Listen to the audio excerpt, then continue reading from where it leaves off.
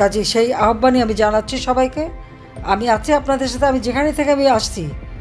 হ্যাঁ, একটা সুবিধা হয়েছে, যেখানে আছি বলে কথা বলতে পারছি।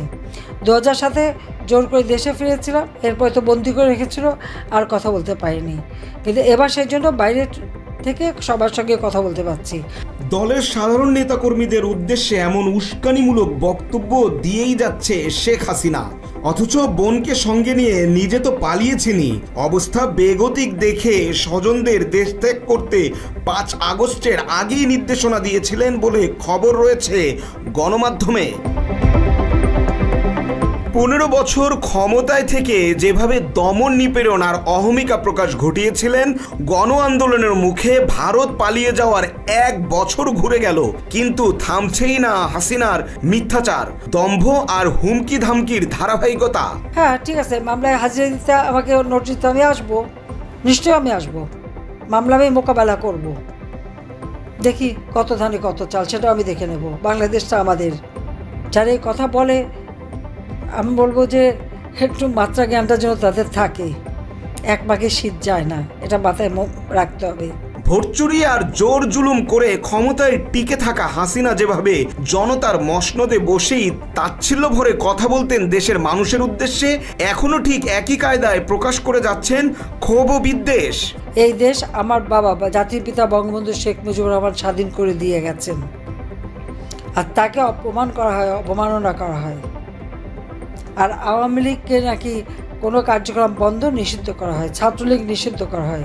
শুধু তাই নয়, এখনো দেশের মানুষ এবং দলের সাধারণ নেতাকর্মীদের উদ্দেশ্যে দিয়ে যাচ্ছেন নানা রকম উস্কানিমূলক বক্তব্য, লেলিয়ে দিচ্ছেন সন্ত্রাসী বাহিনীকে।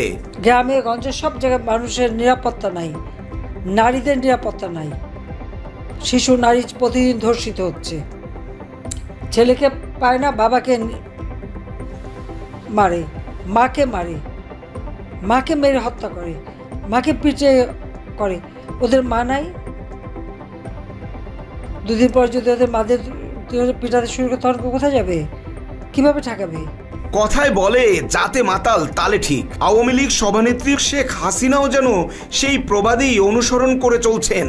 আর তাই সাধারণ নেতাকর্মীদের উস্কে দিলেও 24 সালের 5 আগস্টের 2 দিন আগেই শেখ পরিবার ও আত্মীয় স্বজনদের দেশ ত্যাগের নির্দেশনা দিতে ভুল করেননি বলেই খবর রয়েছে গণমাধ্যমে। ফুপুর নির্দেশনা মেনেই কি তবে সাবেক মেয়র ফজলে নূর তাপস সরকার পতনের 2 দিন আগেই পাড়ি দিয়েছিলেন সিঙ্গাপুরে? যদিও তার ভিসার মেয়াদ এখন শেষ, তবে এরপর থেকেই তার আর কোনো খোঁজই নেই। অন্যদিকে হাসিনার 5 চাচাতো ভাই শেখ হেলাল উদ্দিন, শেখ সালাউদ্দিন, রুবেল বেলাল ও শেখ সোহেল সকলেই পালিয়ে অবস্থান করছেন ভারতের কলকাতায়। মাত্র 30% টাকায় জমির মালিক হয়ে নতুন বাংলাদেশের গড়ে তোলার স্বপ্ন দেখা বাংলা বসতি। ফুফাতো ভাই শেখ সেলিম ও তার 2 ছেলে রয়েছেন সেখানে। সেলিমের ছোট ভাই শেখ ফজলুর রহমান মারুফ গিয়েছেন সিঙ্গাপুরে।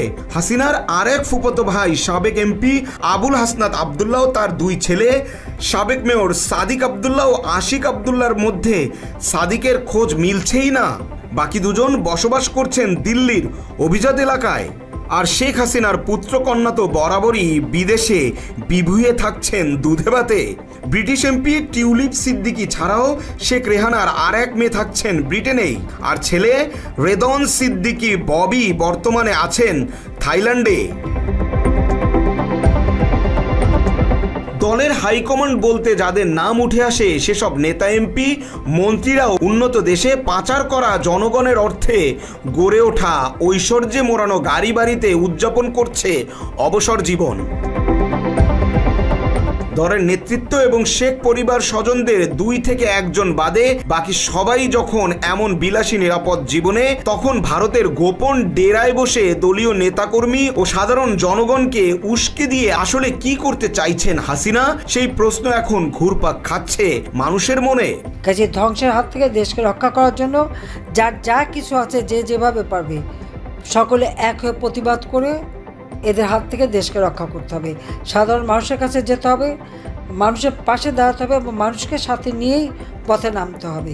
জুলাই গণ অভ্যুত্থান ঠেকাতে আওয়ামী লীগ সরকার বাহিনী ও পুলিশের গুলিতে হাজারো ছাত্র জনতার নির্মম মৃত্যু, লক্ষাধিক মানুষের আহত শরীর, এত রক্ত কিছুই যেন নমনীয় করতে পারেনি হাসিনার কণ্ঠকে। ভুল স্বীকার তো দূরের কথা, এখনো দূরে বসে একের পর এক ষড়যন্ত্র করে উস্কানিমূলক বক্তব্য দিয়ে যাচ্ছেন তিনি। তাই বছর ঘুরে আরেকটি জুলাইয়ে সাধারণ মানুষের দাবি, হাসিনাকে দ্রুত দেশে ফিরিয়ে এনে করা হোক বিচারের মুখোমুখি। মৃদুল ইসলাম, বাংলা এডিশন, নিউজ ডেস্ক।